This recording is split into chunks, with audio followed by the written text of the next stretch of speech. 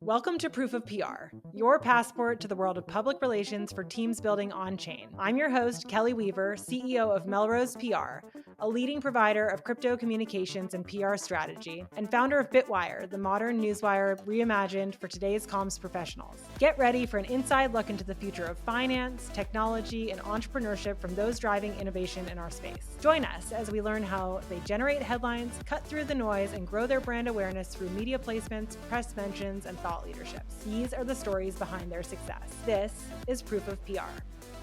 Hi, everybody. I am so honored and excited to be chatting today with the fabulous Samantha Yap, founder and CEO of YAP Global.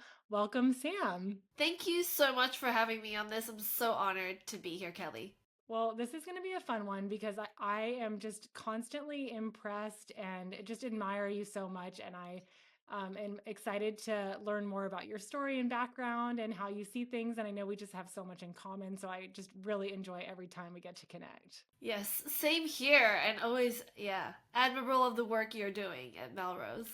Likewise, we look to you guys for, I mean, you do such amazing quality work in this space, and we really get inspired by other great PR professionals, and your team is just, I feel like, yeah, very well known for quality and love the work that you do. So I want to learn more about your background. I know you worked in journalism. Can you tell me where you worked, what you were doing, and how that played a role in your career? Yeah, I studied journalism in Australia, and then my first job was in Singapore because I really wanted to, go abroad. Because basically, I grew up in Australia, I wanted to be abroad. My first job was at a national broadcaster in Singapore called Channel News Asia, and that was like my dream job. Really, I wanted to kind of, cover current affairs, produce. So I got to be a producer on some programs, but I also got to, write and have bylines as well. So yeah, that was kind of my first foray into journalism. Did it for 2 years, and yeah, that was my background, and that's really where I learned the basics of my media skills and media training skills, and what I apply now to helping our clients be equipped to handle interviews, media interviews. I always say that the best PR professionals have worked in journalism at some point because you've been on the other side and you understand that. And I've heard you talking about that too. Yes, totally. And also, because basically, sorry, I know there's a lag, but I'll just speak through it. But basically, yeah, part of my job really was, I mean, one of the first shows that I helped with producing when I was like a junior producer was this, panel program, like four people panel program, and my job was pretty much to to cut the trailers. So these were like talking heads, and they were, you know, yeah, basically, it's a panel. But I had to make it really interesting. I had to basically cut a 20-second trailer, and that's when I really learned what it means to speak in sound bites. Because I would be there trying to edit a sound bite. Some of them from really good, really trained speakers, but some of them were academics, and they would be the hardest one to like cut a trailer. So anyway, that's where I learned kind of the foundations and the basics of comms, and how to present yourself well. So how did you make the transition from journalism and what you were doing? I love the soundbite clip editing background. That's perfect. But how did you make the jump from journalism to PR? Yeah, actually, so I really just wanted to be a journalist, and I was quite. I got impatient waiting for that foreign correspondent role. I was looking at the journalist that was there, or up next, and they'd been in the organization for 12 years. So I actually quit to freelance as a journalist myself, but then I realized I couldn't make it work. So actually my transition to PR was like a reluctant one. But then I realized I write more in PR. So basically I try to do freelance journalism, try to be this foreign correspondent in Indonesia at some stage in my life, and then couldn't make it work. Fell into a fintech PR role. That's when I got introduced to Bitcoin blockchain. Got fascinated by Bitcoin once I read the white paper. But that's actually how I made the transition to PR In journalism, they say that PR is like the dark side, but actually, I feel like yeah, I mean, I really enjoy it now. Of course, I've started an agency, but that was my transition story. Amazing. I know. I feel like we get a bad rep, but to be honest, we're essential to the whole pie. Like we're the relationship builders at the end of the day. How long did you work in agencies before you founded your own? Only 6 months. So I think I was kind of figuring it all out really, but like I learned in this 6 month stint at this fintech PR firm, and then yeah, and then I kind of the story is that I was in Melbourne working there. Then I moved to London, kind of to be with my husband, now husband. So it was kind of like I moved to London for love, but then I was looking for work, couldn't find one, so then I kind of started the agency accidentally, really. But so yeah, only had 6 months experience. However, I would say it's the journalism experience that helped shape the advice that I was giving and the media relations work that yeah it helped being on the other side and knowing how to pitch well. And when you began the agency by accident, what was your main focus in terms of expertise? Was it fintech as well, or was it crypto exclusively? What was your area of focus? Yeah, it was actually mainly crypto because it was 2017. I had got introduced to Bitcoin, and then I read the white paper, and then I started going to these Bitcoin meetups, and then I also started going to Ethereum meetups at the time. So 2017, that's when Ethereum was also kind of like taking off, right? And yeah, I really was quite passionate about telling the crypto story, and I was like, hey, these guys need help with telling their stories. Like I would go to these meetups and I wouldn't fully understand what they were talking about, but I could feel their passion.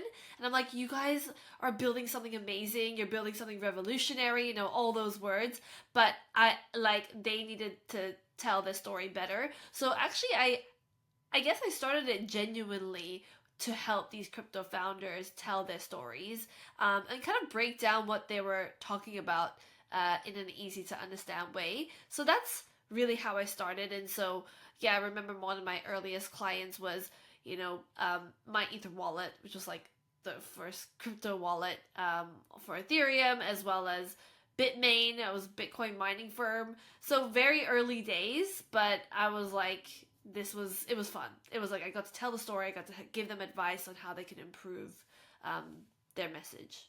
I love this so much because there are so many parallels to my own journey of starting an agency and discovering crypto and just being drawn to this opportunity of like, wow, this is really world changing ideas, but there is really a need here for better communications and messaging and like leaving the jargon at the door so that like, more people can come in and understand what's happening here. How has the crypto PR landscape evolved? 2017 is light years ago in terms of crypto PR. So how has this, evolved since then to today and the work that you're doing today?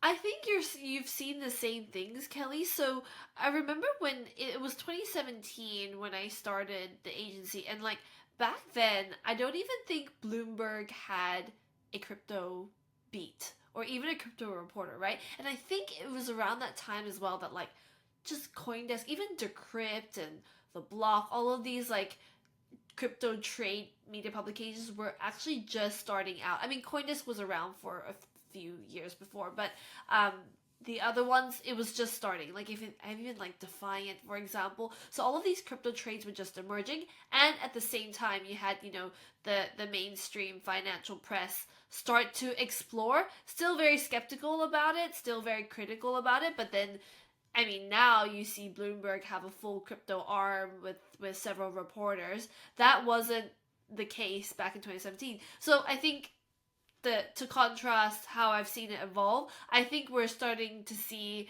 well, we've seen basically more interest and more attention on crypto, and then these media publications actually put more of a focus and invest reporters to cover this beat, then you're seeing more coverage on regulatory movements in the space. So I think, yeah, it's for us it's very encouraging that there is an investment. There's a full category now. I know before there was no category. Before it was all clumped into technology, right? But now when you go on certain on set a number of media publication websites, there's like a crypto section now, which is quite encouraging for us. I mean, I don't know. Well, what did you think? I'm curious about your. I know this is a podcast with me, but I would love to hear how you've seen it evolve. Completely the same in terms of, well, that was one of my reasons for pivoting exclusively into this industry was PR is a relationship business. And I was like, we can get to know everybody really well because there's only 10 of them who are covering it, and so that was one of my aha moments was, oh, wow, we can really build authentic relationships with everybody who matters that's covering this space. And to see that go from that handful of reporters, very niche, shout out to Laura Shin, who was covering it for Forbes and a handful of others. But, in those days, there really wasn't a lot of attention being put. And now you name a mainstream news outlet that covers business tech or finance, they have a full-time crypto staff reporter, or to your point, several of them. So, like, Fortune has a whole crypto section. Bloomberg has multiple reporters that cover crypto. CNBC is constantly covering the topic. So, we've gone from very, very niche to super mainstream. And I feel like there's still a long ways to go with that. But yeah, it's exciting It's very for exciting. us and for our clients.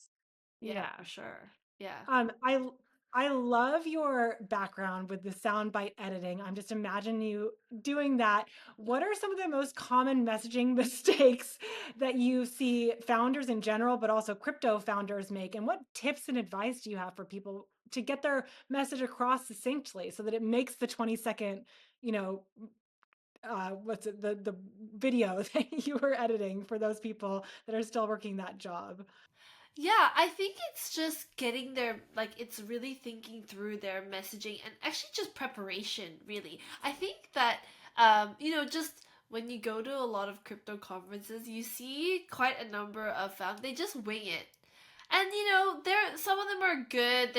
They're quite conversational, but not all of them are strong in communication. So I actually think just prep work makes a whole difference. If they could just sit down and just quite simply write down the three key messages they want to get across and like rehearse it or practice it, and then have those like 1 to 2 one-liner phrases that they throw in like consistently. I think that's something that I recommend our clients do. The other thing as well is I think there's a lot of smart and intelligent people in crypto. Like they're highly intelligent, and I think they also when they speak, they do interviews and they do talks. They tend to, yeah, I guess overcomplicate it, and I think that sometimes it's just about taking it a step back, making it more conversational, and understanding that it's okay to repeat what you try to say in different ways over and over again. I think people don't want to sound repetitive, but at the same time, people are not going to get your message if you only say it once. I always like to say as well. So, like for example, when you're in a panel, when you sit on a panel and you are one of the speakers. I mean, really, no one will listen to the full 30-40 minute panel discussion. To be fair, unless the person's really really interested in the topic, but they will take away like that maybe one anecdote or that one phrase that you've said in a very compelling way, and that's what success is, when someone's gotten your message and it comes across. So yeah, I hope that answers your question. Like that's kind of what I see. It's really quite simple. I think a lot of with crypto is simplifying things a bit more. Great advice. I love it. Is there a framework that you use to help founders identify those compelling stories that are going to land, that are going to be that zinger that people remember, or that thing that they do want to need to repeat over and over again? Yeah, I think, really when we start with a client or we start working with them, we like to just do a full workshop, and that is us asking them questions. Maybe we ask them the same questions in different ways too, and then we start seeing the recurring themes and then repeating, you know, um, the main point that they're working on, or how they're building what they're building. And then what we do is we then help them refine that, and go, okay, that's your compelling tagline, and that's your compelling phrase that we should leverage. So I think the framework really is just putting them in an interview and asking them the same questions in different ways, and then we get to the point. We usually get to the heart of what they're trying to do, and also just for founders to help them craft their story. Really, it's hearing their passion, and I think that's kind of how I what interested me about this space is just when I saw these, you know, founders or developers just share how excited they were about crypto and the technology and what it could do for the future of the internet and the future of the world and money. I think it's just finding what makes them passionate about building what they're building. I love that. And if you can bottle that enthusiasm and that passion, then that's ultimately what's going to land with people, because just like it landed with you and I when we were just getting started here going to these Yeah, meetups. yeah. So, I love that. In our industry, it feels like crises are just sort of inevitable. And so I'm curious if you work with your clients, in terms of preparation for if a crisis emerges, or, if you have any tips for PR emergencies or potential PR emergencies to avoid those. How do you navigate crisis? Yeah, I mean, you would know this too. It's all about I think preparation for a crisis is always important, but generally, generally you hear mainly from projects when they have the crisis, and by then it's too late. So, I mean, we do recommend that people do have a crisis comms plan in place. But yeah, I think more often than not, yeah, they don't think about it until a hack really happens. But for the ones that do take it seriously and do plan ahead, which is the best plan of action, is to, yeah, really have like a proper plan of, who will be in the war room whenever a crisis breaks. So basically who the point contact person is, who the spokesperson is, having even just a FAQ written out of what the company is, who they are, what they do, and then having like basically mocking some scenarios, going, okay, what happens if there's a security breach or or hack, or yeah, like a compromise of an account. Like Twitter accounts being hacked is actually quite a common thing.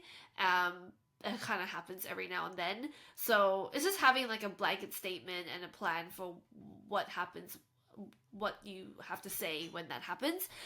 So yeah, I really think having a plan helps in the moment, and then when it happens, you kind of know what to do, and you're not just figuring it out as you go.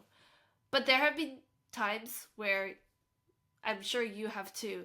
We often get approached when the crisis happens. It's like, I don't know how I can help you right now, because we're just getting to know who you are, right? Like, yeah.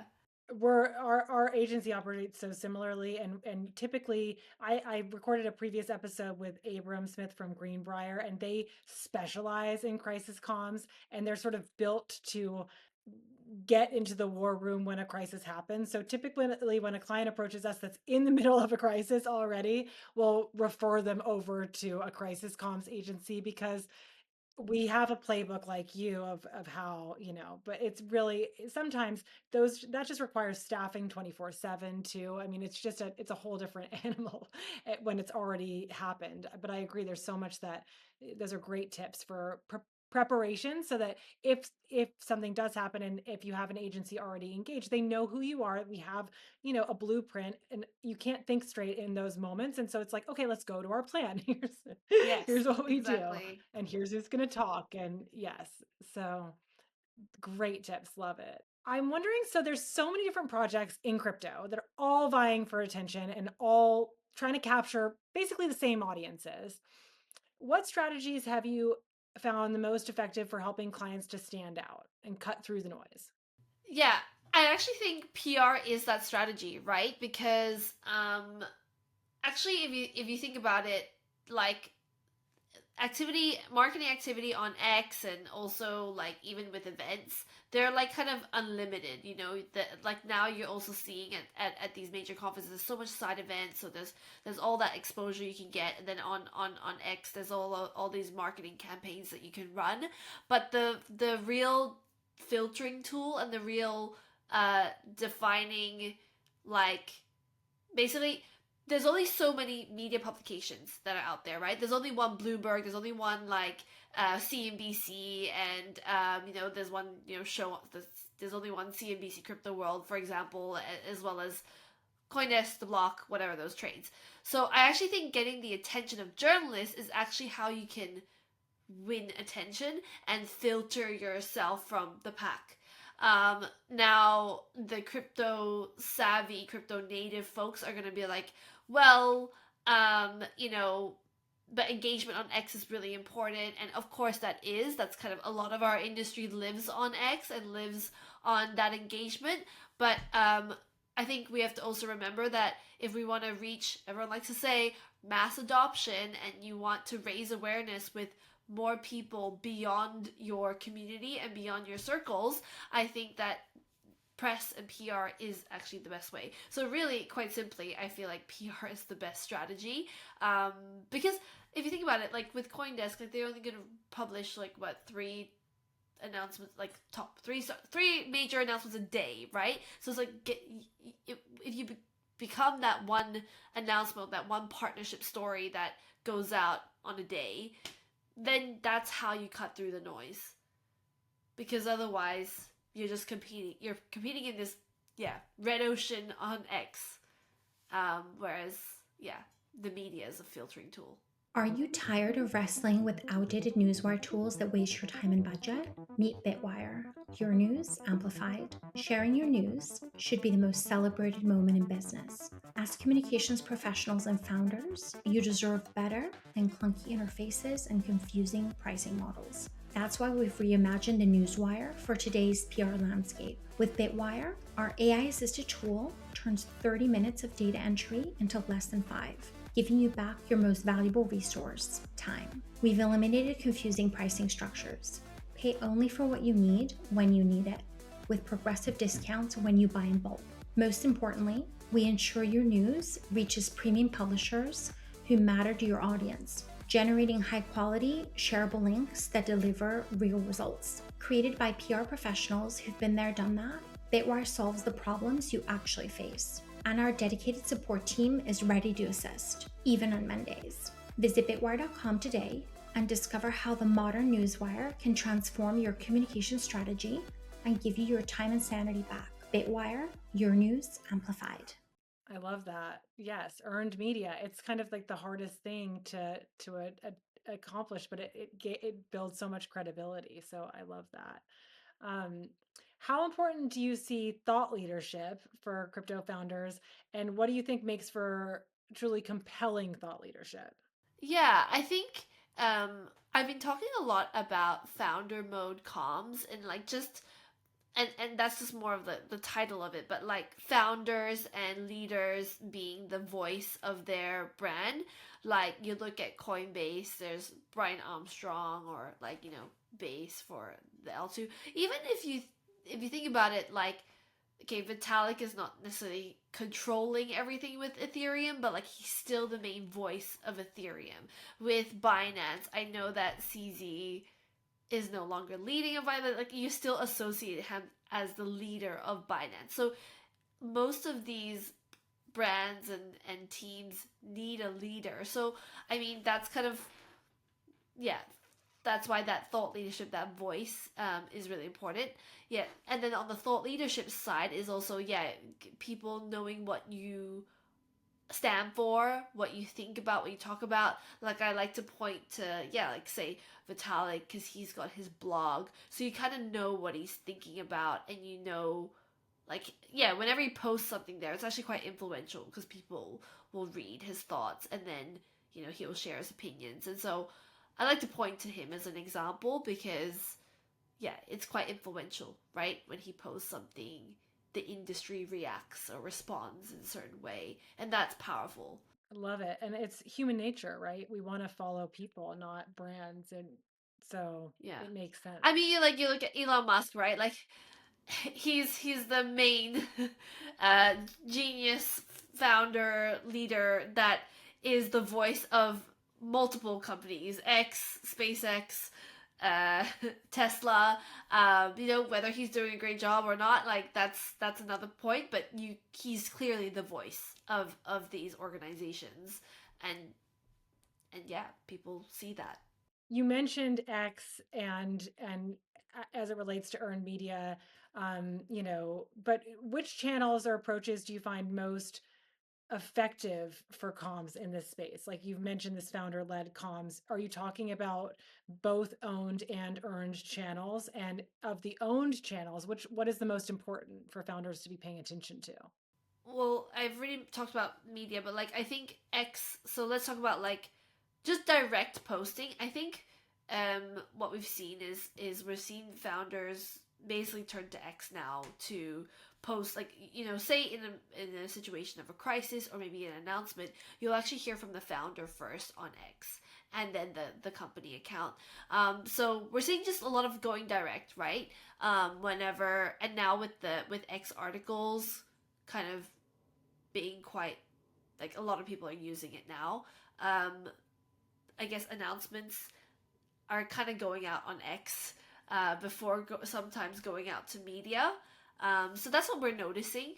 And I think that, what we recommend our clients to do is to ensure that the founder or the leader or the key spokesperson of the organization has a voice on X, because often the community will turn to that first before they look at the, like, corporate account or company account. So some teams often sometimes forget. They're like, okay, let's put a statement out on the company account, but then it will add weight if their spokesperson, CEO, founder, leader retweets it or says something about it as well. How important do you think it is to have leaders have a strong point of view? I think that if you want to stand for what you're doing and kind of, gain that attention, you do need a point of view, because if you're just going to, you just have to stand for something. And I think, I think in this industry, people want to hear a fresh take always. So that's what we encourage. Okay, well, I want to shift gears a little bit. One of the reasons that we first connected on such a deep level was because you're a new mom and a CEO, and so I admire you so much. So I wanted to talk a little bit about that and work-life balance, because I know we both have similar roles, and so I'm curious how you have learned to structure your day to manage the demands of both of your roles. Yeah, I mean, firstly, I'm learning from you because you're like a mom of three, and I've got one. But I think, so I have a 1-year-old as we speak right now. I think the year of motherhood, like new motherhood, has taught me so much about capacity and taught me so much about how to be so organized. I realize I've just, like, leveled up on my organizational skills. And I think really we need that support system. We talk about, like, having, I mean, as founders, as CEOs, like, having nannies or, like, basically paid help is really helpful. And I think we're really blessed and we're quite fortunate that we're able to afford that and have that. But really, it's building that right infrastructure and giving ourselves that bit of margin to, yeah, to really focus on work. I think, yeah, I'm just learning as we go. I've just come back from this trip where I actually took my toddler to Token, Dubai, because basically I was on my way over to KL where my parents are, so like time with with my baby's grandparents. But that was really wild. I would never do that again. But I had 2 nights in Dubai. I know I had like to see clients, and I had like I was moderating a panel and stuff there. And I'm blessed that I get to work with my husband. My husband is the CFO of YAP Global, so we get to travel together. So that's helpful. But there was an evening where we both had events to go to, and so we actually went on like a hotel nanny, and then a friend of a friend. Um, so that was wild. I don't know whether I would do that again. But yeah, here we are trying to do a conference with a toddler. I yeah, that was yeah. I'm not gonna do that again. I'm sure It she was was a intense. star. I'm really lucky. I'm really lucky that our baby's actually quite flexible. She's handled quite a bit. And I think we're at this stage where you could like we don't have to pay for an extra ticket for her, right? Because under twos they travel for free. So I think once she hits two, I think yeah, that's I'm not doing a conference with the baby. I will find help, leave her with family or my parents or something. But um, yeah, these are all things that I'm learning and experiencing. Um, but it's fun. Well, I feel like that you summarized it really well. Like in motherhood, we just learn as we go. You just figure it out as you go along because it keeps changing. So I'm curious how you talked a little bit about this already, but how has motherhood changed your approach to leadership or business? You mentioned like understanding your capacity, so I want to jump into Yeah. that more. Yeah, understand my capacity, being very efficient. Every single meeting and like minute like counts. So I think my team have noticed I like kind of cut straight to the point in meetings now. I'm like, okay, let's just cut through that. What are the decisions we need to make? So it's helped me become like just more efficient. But I think also, yeah, I mean, as a mother, you become, I mean, you become so much more compassionate as well. Like I just feel like your heart just like softens. I think for people because you're like, as a mother, you're responsible. You're leading a whole human being, and then I think it's just really personal thing. But I guess I relate more to like say my mom and the challenges that my mom had like raising us. I feel like you never really know until you become a mother. And so yeah, I think I hope I have become more like sympathetic and just understanding of other people. I don't know. I just feel like motherhood just opens up this other world. I don't know if you've experienced that. You probably have. Yes, I'm getting chills as you're talking because it's so Yeah. true. And I agree, my capacity, I am way more to the point now. And Yeah. because you value your time in a different lens, because I love working and I really enjoy it, but I also love being with my kids and I adore being a mom. And so I wouldn't want to trade time with them if it's not, something that feels like it's really making an impact and, rewarding. And so I don't want, you are more deliberate with your time and attention in a very unique way. Yes, for sure. And I don't know if you've also got this, but like you context switch better, like even sharper. So like you can go from like for me, I'm like I can go from like vomit all over me, clean up, and then like jump on a call and be like, okay, what are we talking about? I'm like, just I mean, yeah, just everything, right? Like Totally. diaper change to having being on a panel. Like It's amazing. not that I It do it really is. in a matter of like hours or minutes, but it's just kind of like you just context switch and then you like jump on a call and you're like, okay, you're on. But then like after that, your baby's crying and you're like having to soothe them or feed them, and it's just yeah, you just learn to just be quite on and off and in whatever context you're in. Completely. Yes. And I very much resonated with like the day that we hired our nanny the first time. And I've had the same nanny since my oldest child was 2 months old. Wow. So, she's mission critical to the whole equation. And now her daughter helps out too. And, you just learn total responsibility transfer. So it's like, okay, I know that I can't be over there helping out with the kids while I'm here, on this conversation now. You know what I mean? You have to just give away the responsibility and then come back to that role when you re-enter it. So it teaches you how to be present too, because you can't be everywhere for everybody all the time.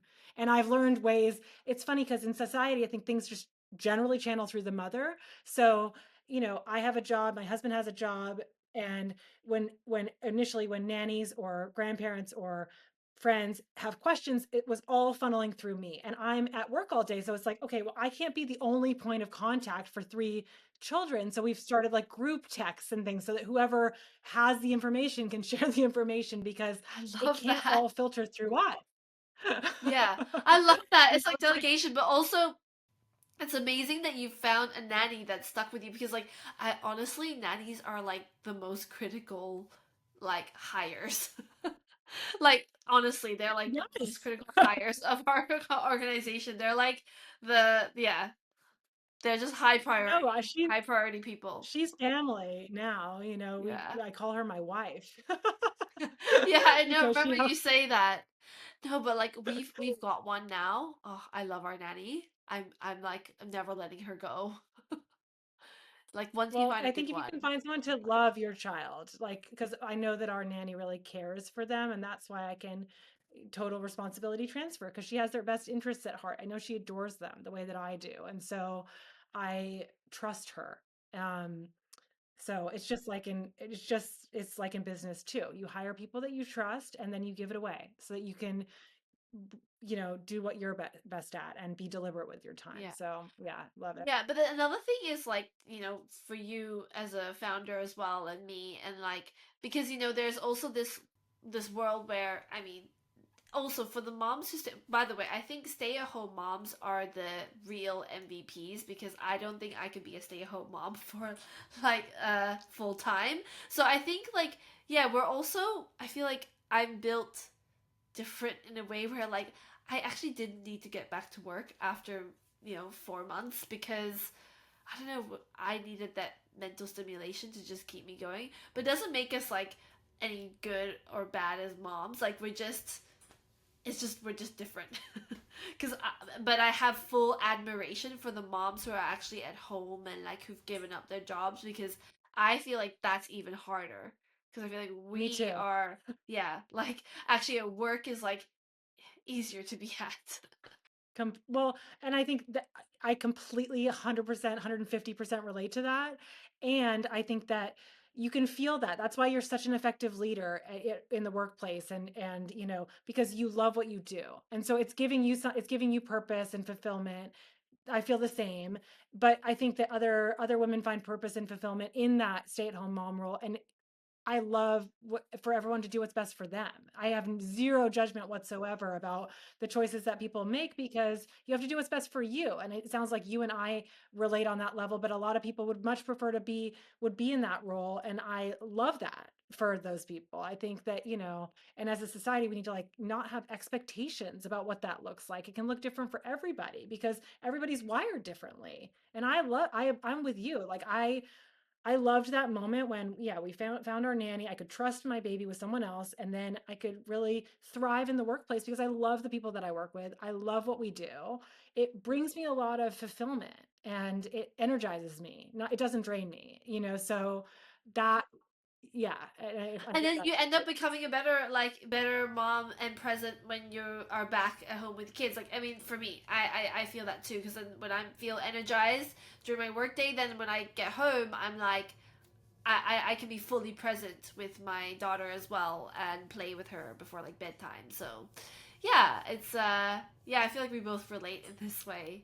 Completely. Yes. And when I see them, I just get so excited and I'm so happy. But I feel like if I was having to be responsible for them all day, every day, I wouldn't be able to bring Yeah. that same element of delight to the situation. I mean, you have three. I just have one, and I still like. I'm like, I don't know how I can, how I can do it. Yeah. Three is not three times harder than one. I think zero to Right. one is the hardest transition. So Yes. for what it's worth, at least for I've me. heard So that. I've it's heard not like that. three So times. we'll see. Yeah. Yeah.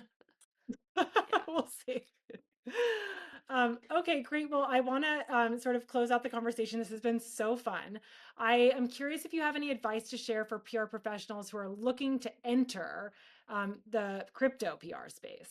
Firstly, I want to encourage more PR professionals to consider crypto because it's a growing industry, and we believe. I mean, I believe that it is the future of money and the future of finance. So if you are even going to consider fintech PR or finance PR, crypto is the way to enter.